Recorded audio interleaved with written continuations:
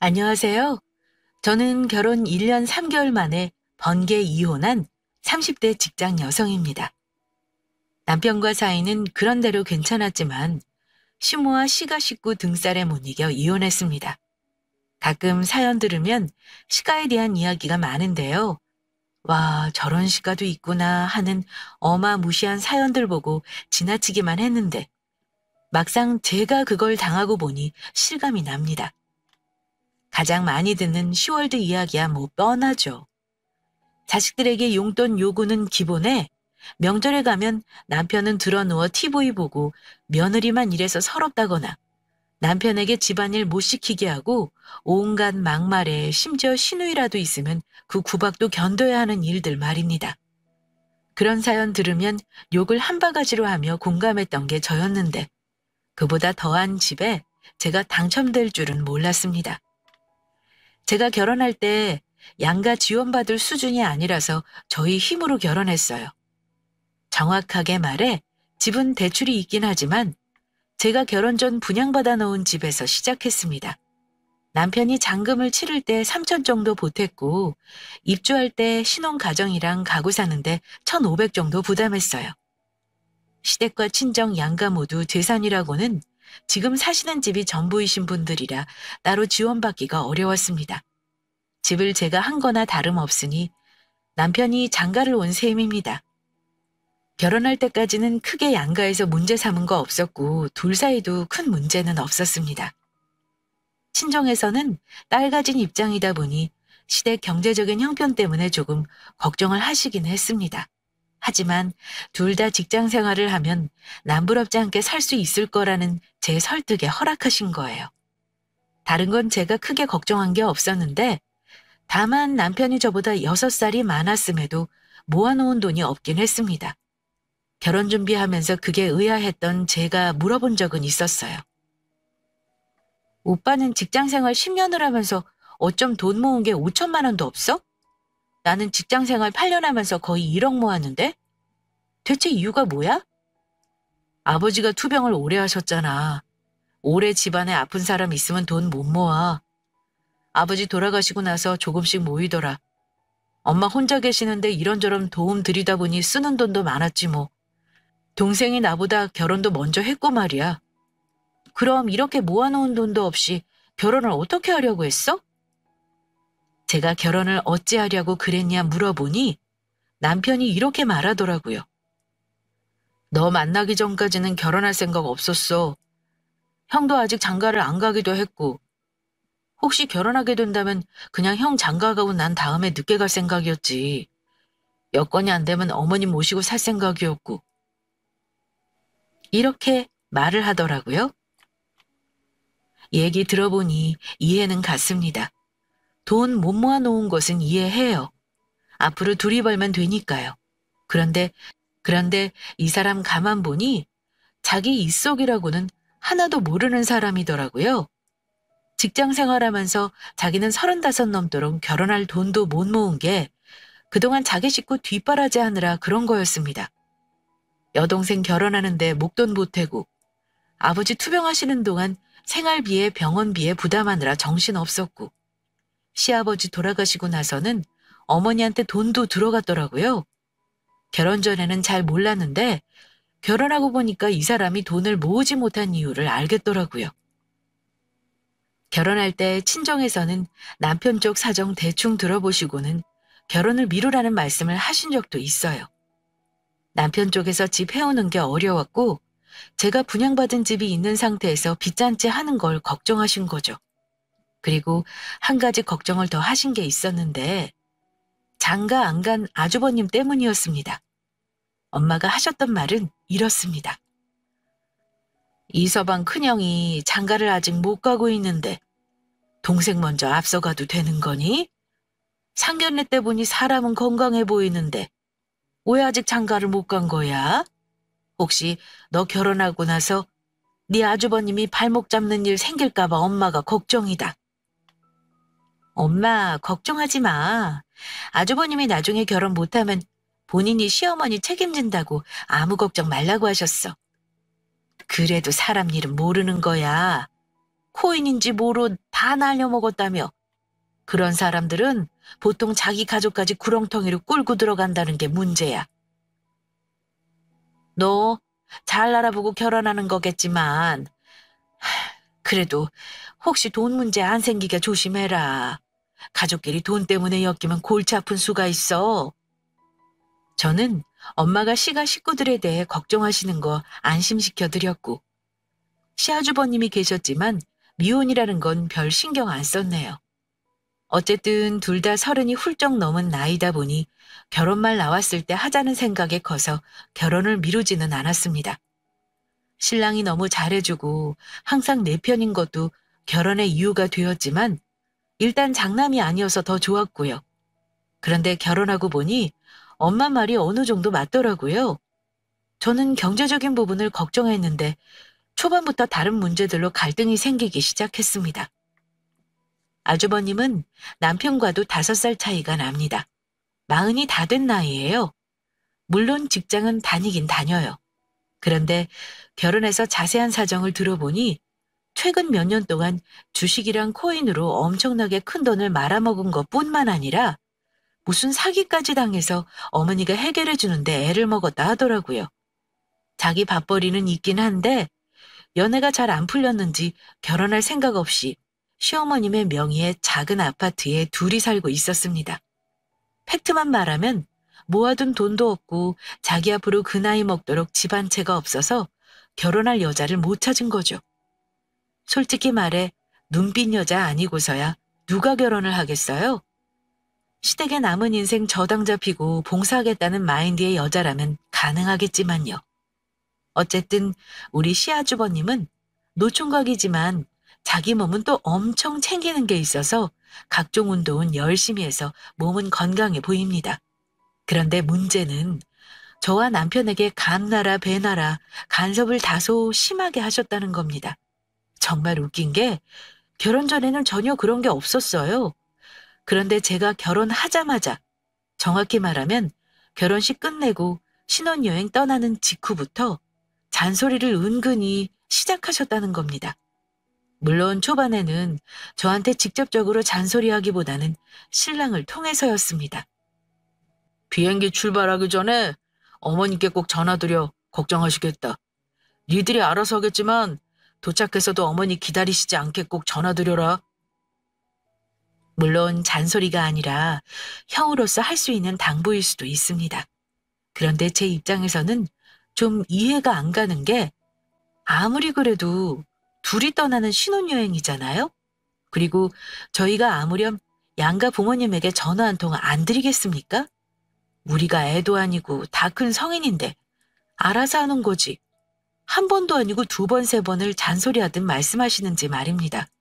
전 결혼과 동시에 혼자인 아주버님이 걱정되었고 조금은 안쓰러운 마음에 집으로 초대해서 식사 대접도 하고 가능하면 잘 지내려 했습니다. 하지만 아주버님의 간섭은 그게 끝이 아니었습니다. 결혼하고 나서 다 같이 식사를 하는데 아주버님은 본인이 집안의 가장 큰 어른이자 시아버지를 대신하는 사람이라 생각하시는지 저한테 이런 말씀을 하시는 겁니다. 이제 재수 씨는 우리 이씨 집안 가족이 됐네요. 내가 장가를 먼저 갔으면 아마 제가 할 일이었겠지만 몇 가지 당부를 좀 할게요. 어머니가 저랑 같이 살긴 해도 혼자 계시는 시간이 많잖아요. 재수 씨가 앞으로는 하루에 1~2번 안부 전화를 드렸으면 해요. 그리고 못해도 한 달에 2번 이상은 가족끼리 다 같이 식사하는 시간이 있었으면 좋겠고요. 아니, 지금이 무슨 조선시대도 아니고 무슨 데뷔마마에게 문안 인사하듯 안부 전화를 하라니요. 기가 막혀서 듣는데 대답을 바로 안 했어요. 저도 성격상 마음에 없는 말은 잘 못합니다. 그랬더니 남편이 중간에서 눈치를 보다가 아주버님에게 이러더라고요. 형, 어머니한테 전화는 내가 드릴게. 이 사람 직장도 다니는데 뭘 그런 것까지 하라 그래? 집 가까워서 자주 보잖아. 네가 하면 무슨 의미가 있냐? 처음에는 어색해도 자주 연락하다 보면 점점 가족처럼 가까워지는 거야. 내 말대로 해. 그런데 더 환장하겠는 것. 옆에 계신 어머니도 아주버님 말에 맞장구를 치셨다는 겁니다. 그래, 네 역말이 맞다. 옛날에 나는 네 아버지 돌아가시기 전에 네 시숙들 돌아가면서 저녁상 차렸었다. 요즘 며느리들은 얼마나 팔자가 좋니? 그깟 전화 한 통 하는 게 어려우면 시집 오지 말고 그냥 혼자 사는 게 맞지. 그래서 제가 가만히 듣다가 한마디 했습니다. 어머니, 의무적으로 전화하라고 하면 제가 마음이 불편할 것 같아요. 앞으로 계속 가족으로 지낼 텐데 그깟 전화가 뭐 그리 중요해요. 저는 별로 중요하지 않다고 생각해요. 정 전화로 저희 목소리 듣고 싶으시면 남편이 하는 걸로 할게요. 그랬더니 어머니와 아주버님이 마지못해 알았다고 하시긴 했습니다. 그런데 아주버님은 자기 말에 순순히 따르지 않은 게 못마땅하셨나 봐요. 그 다음부터 저에게 삐진 티를 너무 많이 내시더라고요. 지금 생각하면 웃음이 나올 정도로 유치하게 말입니다. 시댁에 가면 제가 인사를 해도 아주버님은 인사를 듣는 둥 마는 둥 하십니다. 밥 먹는 내내 제 쪽으로는 시선을 안 주시고 남편에게 다른 집 며느리나 결혼한 아들이 얼마나 잘하는지를 일장연설하시고요. 집에 갈 때는 인사도 안 받고 자기 방으로 쏙 들어가 버리시곤 했습니다. 솔직히 어린애도 아니고 정말 어이가 없었죠. 결혼하고 나서 어머니 생신이 있었는데요. 첫 생신은 며느리가 챙겨줘야 하는 거라고 하도 노래를 부르시길래 큰맘 먹고 어머니 생신상을 준비한 적이 있었습니다. 저는 회사에 연차까지 내고 친정엄마 도움받아 준비를 했습니다. 그런데 기껏 다 차려놓은 밥상을 보고 아주버님이 하신다는 말씀이 생일상이 좀 푸짐해 하는데 왜 이리 허전해? 우리 엄마 먹을 게 별로 없네. 그것도 저만 들리도록 지나가는 말을 하듯 그러시는 겁니다. 그 말 듣고 너무 기분 나빴는데 남편에게 말 안 하고 그냥 참았고요. 그러면서 뭐 그리 맛있게 고기며 잡채며 싹싹 다 비우시는지 너무 얄미웠습니다. 이상하게 아주버님이 말과 행동을 밉상으로 하시니까 정이 안 가더라고요. 그런데 가만 보니 아주버님은 그런 가부장적인 마인드 말고도 이상한 사고방식을 하고 계신 분이었습니다.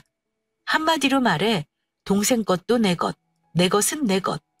뭐 이런 사고방식 말입니다. 모든 게 본인 중심이고 다른 사람 배려를 할 줄 모르는 면이 있었어요. 이기적인 사람은 어쩔 수 없이 티가 난다더니 제가 경악을 금치 못했던 일이 몇 번 있었습니다. 가령 밥 한 번을 같이 먹어도 자기가 계산할 줄을 모릅니다. 가족끼리 같이 밥을 먹어도 한 번을 계산을 안 합니다. 아주버님이 먼저 남편에게 같이 밥 먹자거나 술 마시자고 하는 건 보통 먹자고 한 사람이 사겠다는 거잖아요? 마치 자기가 사줄 것처럼 어디 맛집 오라고 저희 부부를 퇴근 시간에 먼 곳까지 오게 해서는 실컷 먹고 나서 이럽니다. 어우, 잘 먹었다. 이 집 고기 잘하네. 승호, 네가 계산해. 너희 부부는 둘이 버니까 나보다 나을 거 아니야? 저는 황당해서 아무 말도 못하고 있는데 바보 같은 남편은 그걸 또 알았다고 계산을 합니다. 둘이 벌지만 집 대출금이 1억인데 말입니다.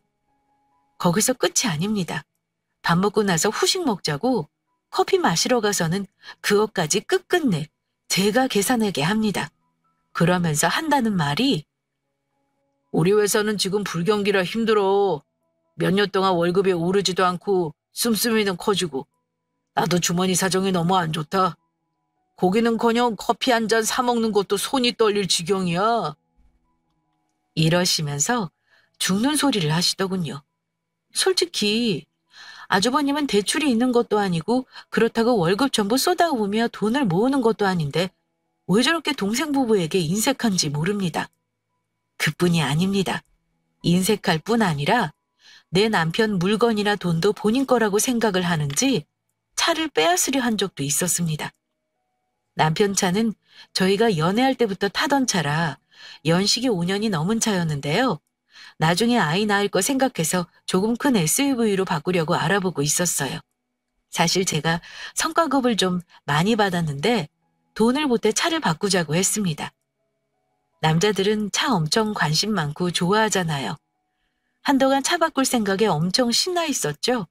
그러다 보니 자기 형에게도 차를 바꾸겠다 말을 한 것 같았습니다.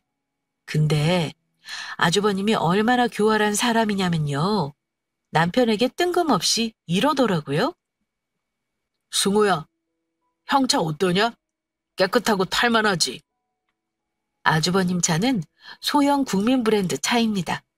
얼마 타지도 않은 새 차에다 출퇴근용으로 쓰시는 걸로 알아요. 우리 남편은 형이 물으니 당연히 있는 그대로 대답했고요. 형 차 괜찮지? 깨끗하고 기름값도 적게 들고. 뻥 안 보태고 도로 나가면 열애업은 이 차 타고 다녀. 역시 사람들 많이 타는 차를 타야 하는가 봐. 맞아, 내 주위 직원들도 이 차 많이들 타. 출퇴근용으로는 딱이지. 너 차 산다며? 뭐로 바꿀 거야? 우리 와이프가 돈 보태준 데서 좀 큰 차로 바꾸려고. 그래? 그럼 네가 내 차 가져갈래? 그럼 형은 어쩌고? 내 차 괜찮다며. 내 차 가져가서 타고 너희들 사는 차는 나 주라. 뭐 살 거야? 산타페? 소렌토? 아, 형. 그게 무슨 계산법이야. 나 와이프한테 혼나. 저는 거기까지 두 형제의 대화를 들으며 속이 부글거리고 있었는데요. 남편이 제 핑계를 대며 난감한 표정을 짓자 아주버님이 저를 백미러로 힐끗 보더니 이러는 겁니다. 재수씨, 이 차 새 거예요. 재수씨 차보다 훨씬 좋다니까요. 큰 차 사서 나 주는 거 부담되면 내 차랑 비슷한 가격대 차 사서 주는 건 어때요? 이러시는데 정말 할 말을 잃었습니다. 제 동생이나 오빠가 저딴 식의 계산법으로 저한테 차 달라고 했으면 그 자리에서 한 대 때렸을 겁니다. 그래도 남편 형이고 시댁 식구라는 거 고려해서 꾹 참고 제가 그랬습니다. 아주버님, 저희 아이 낳는 것까지 생각하면 큰 차가 필요해서요. 더군다나 아주버님 차는 타던 거잖아요. 저는 새 차 타고 싶어요. 그건 못 들은 걸로 할게요. 제가 돌려 말하자 또 삐져서는 뾰로통한 표정을 하더니 그 다음부터 말 한마디를 안 합니다. 저는 정말 이런 아주버님 때문에 미칠 지경이었어요. 눈치가 빤한 남편도 그때까지는 저와 자기 가족들 사이에서 눈치를 보긴 봤습니다. 남편이 저 대신 해결해 주길 원했고 저보다는 남편 입에서 싫은 소리가 나오는 게 나을 것 같아서 저도 조용히 했었어요.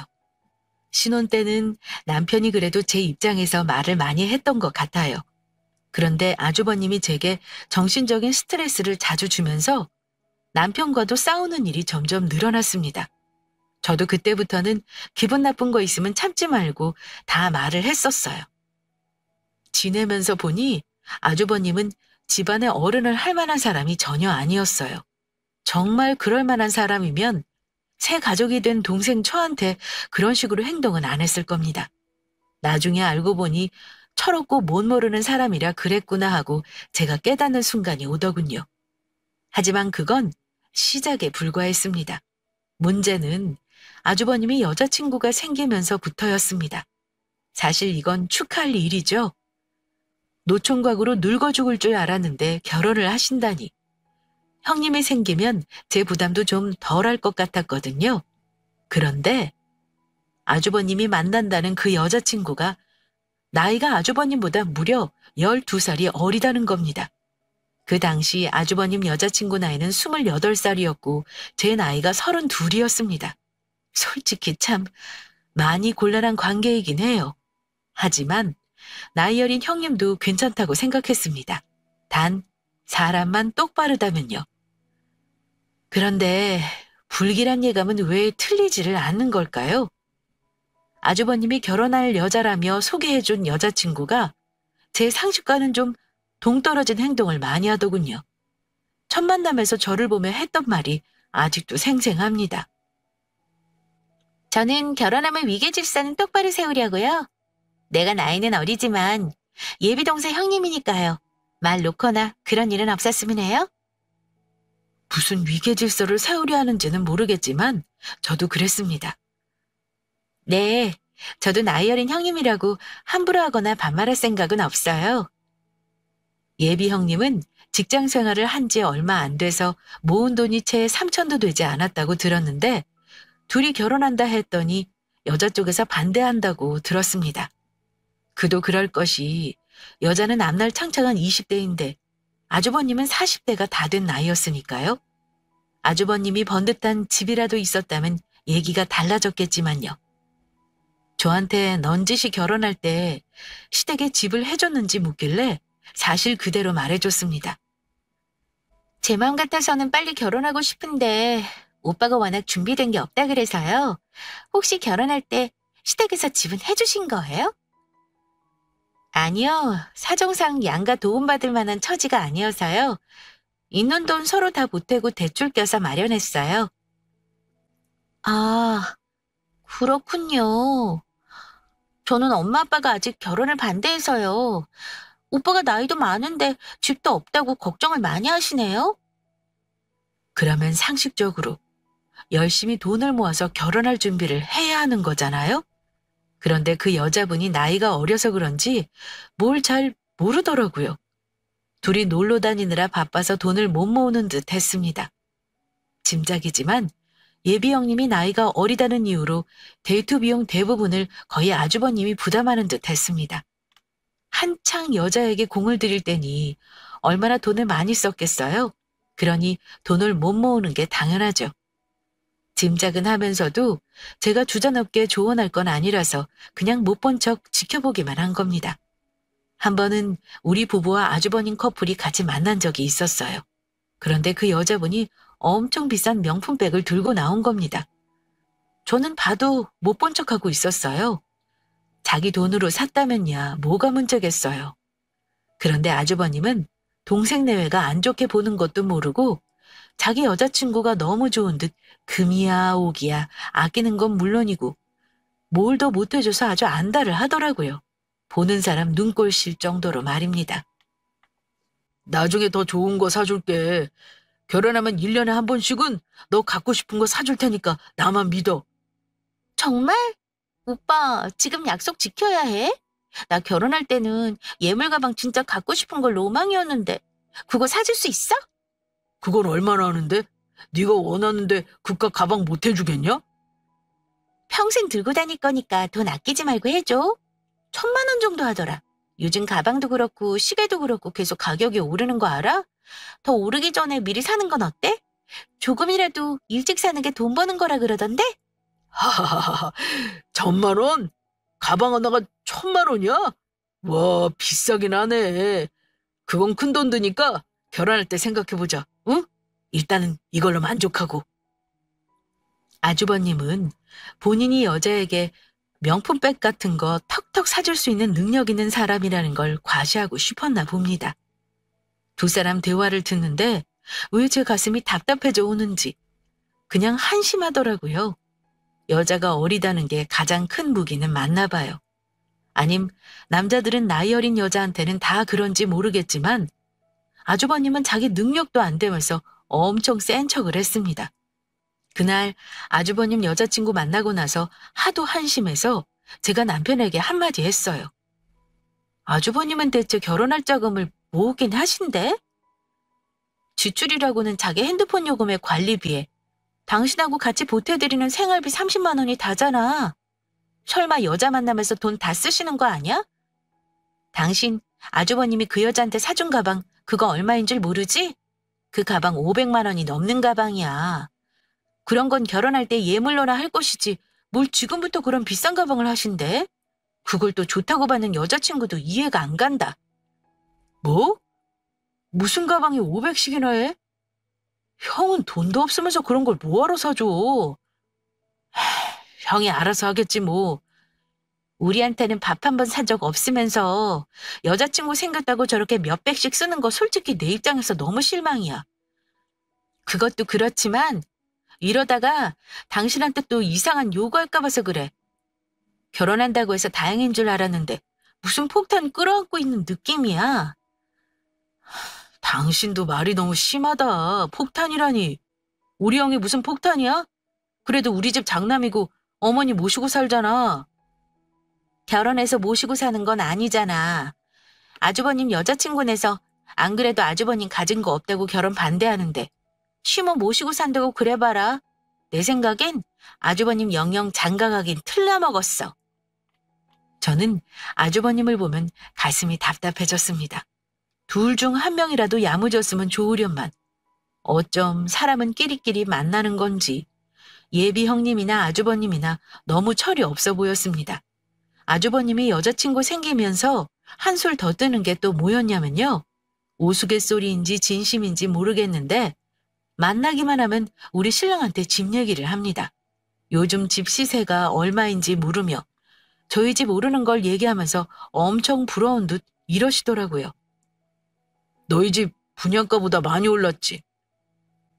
그렇지. 우리 집 사람이 성견지명이 있었나 봐. 일찌감치 분양받아 놨으니까 지금 거의 2억 정도 웃돈 붙은 것 같더라?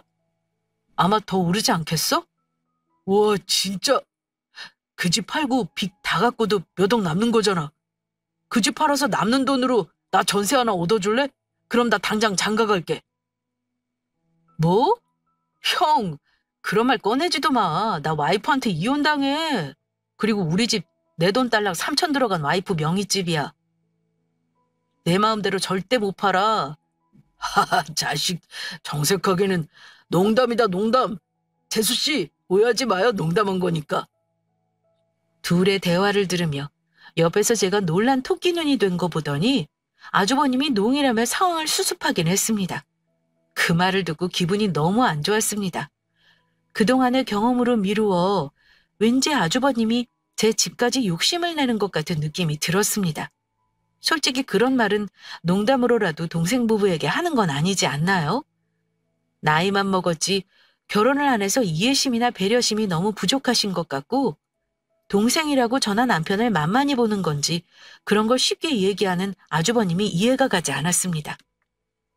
제가 남편에게 기분 나쁘다, 확실히 의사 표현하라고 얘기하면 정작 남편은 별 문제 없다는 식으로 그때그때 넘기고 말 뿐이었습니다.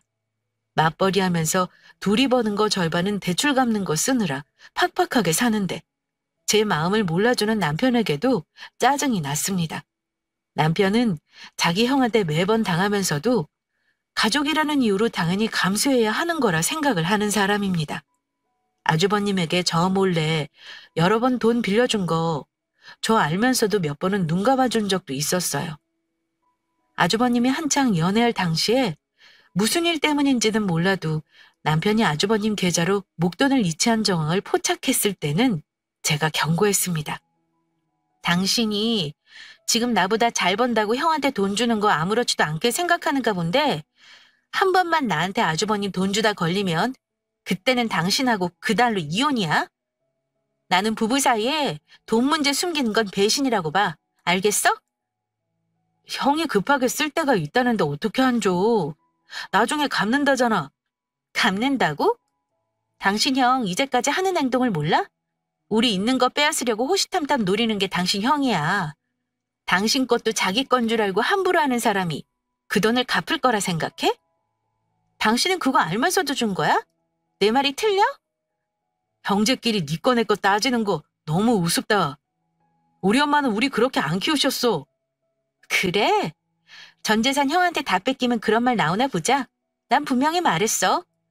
한 번만 더 이런 일이 있으면 이혼이야. 제가 난리를 치니 앞으로는 그런 일 없다 하긴 했지만 솔직히 모르는 일이죠. 저 모르게 뒷구멍으로 형제끼리 주고받고 한 거 아마 많을 겁니다. 차라리 모르는 게 나을 거 하지만 그뿐이 아니었습니다. 아주버님이 여자친구가 생긴 이후로 시댁에만 가면 어머니가 아주버님 결혼 얘기를 유독 저에게 많이 하면서 한탄을 하셨습니다. 집 해갈 돈이 없어서 장가를 못 가니 일을 어쩜 좋니? 내가 요즘 큰애만 생각하면 아주 속이 타는구나. 그 집에서 이러다가 둘이 갈라놓기라도 하면 네 아주버님은 영영 혼자 살 수도 있어. 솔직히 장가 못 가는 게 아주버님 탓이지 제 탓은 아니잖아요. 속으로는 그런 말을 왜 나한테 하시냐고 따져묻고 싶었지만 대부분 무시하거나 열에 한 번은 이렇게 대꾸했습니다. 아주버님이 알아서 하시겠죠. 둘이 데이트하고 다닐 게 아니라 돈을 모으셔야 할 텐데 걱정이네요. 그렇지? 내가 아주 둘만 보면 답답해 죽겠다. 그 어린애 마음 바뀌기 전에 얼른 결혼시켜야 하는데 어쩌니. 집 문제만 해결되면 되는데 내가 해줄 능력도 안 되고 말이야. 대출이라도 받아서 하면 방법이 없겠어요? 저도 대출이 1억이나 껴있는걸요. 그래도 너는 집값이 많이 올랐잖아. 요즘 집값 계속 오르고 장난이 아니더라. 나랑 같이 살자고 했더니 펄쩍 뛰더라고. 그 아가씨가 시집살이 하고 싶어 하진 않는 모양이야. 그때는 그저 어머니가 답답한 마음에 저 붙잡고 하소연하시는 줄로만 알았습니다. 그런데 결혼 걱정을 한 바가지 하셨던 어머니가 어느 날 저한테 이러시는 겁니다. 예, 네 아주버님 결혼 날 잡은 것 같구나. 네 신랑한테 말 들었지? 다음 주에 상견례 할 거니까 미리 알고 있으렴? 그 말 듣고 깜짝 놀라서 물었습니다. 신랑이 얘기 안 하던데요? 그 집에서는 아주버님 허락하신 거예요? 그래. 우리 애가 나이는 좀 많아도 인물 좋지 뭐 하나 빠지는 게 있니?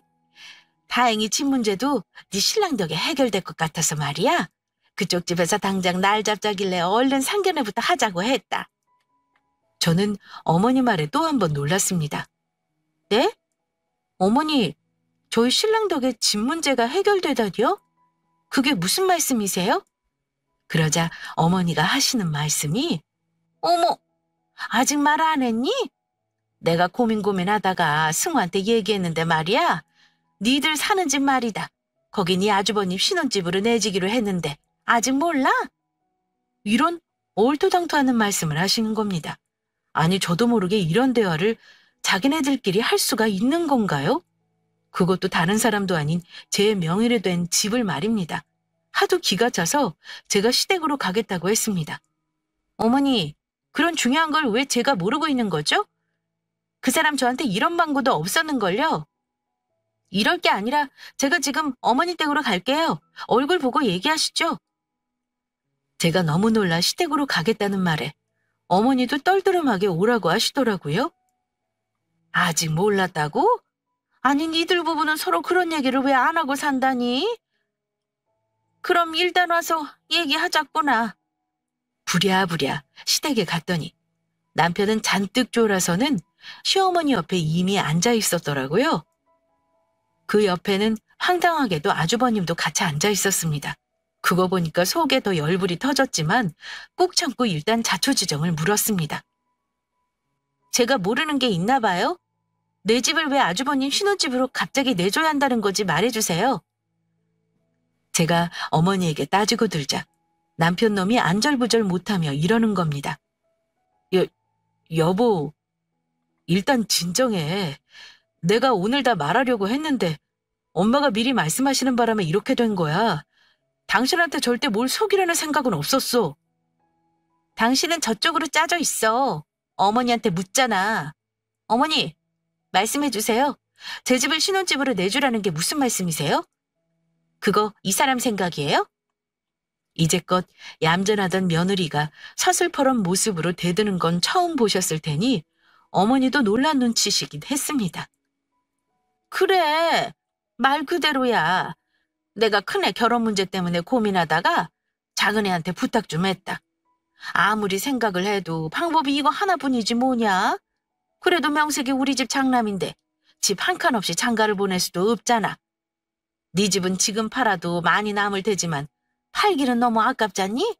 그냥 명의만 큰애한테 이전해주고 나중에 팔아서 이득 보는 만큼 너희끼리 나눠 가지면 좋지 않겠어? 네? 어머니, 그 집 제 명이에요. 어머니가 왜 마음대로 그런 걸 결정하세요? 그럼 저희는 어디서 살라고요? 너희는 당분간 내 집에 들어와서 살면 되잖아. 큰애는 나랑 절대 같이 안 살겠다는데 어쩌겠냐? 장남이 나랑 안 살겠다는 거 마냥 서운해할 일은 아니더라. 일단 네 아주버님 장가는 보내야 하잖아. 그리고 명색이 장남인데 너희 부부보다 못 살면 되겠어? 그래서 결정한 거니까 네가 이해하고 당분간 니들은 내 집에 들어와서 살거라. 어머니가 이러시는데 머리가 멍해지더라고요. 그 순간 얼마 전 아주버님이 남편에게 전셋값을 달라는 둥 집값이 많이 오르지 않았냐는 둥 묻던 게 머릿속을 스치더라고요. 짐작이지만 절대 그건 어머니 머릿속에서 혼자 나온 생각은 아닌 것 같았습니다. 분명 뒤에서 아주버님이 조종한 게 틀림없었습니다.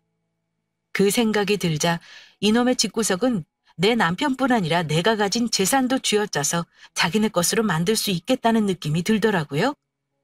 어차피 나한테 들러붙어서 안 떨어질 거 단판을 지어야겠다 싶었습니다. 어머니, 죄송하지만 그건 안 되겠어요.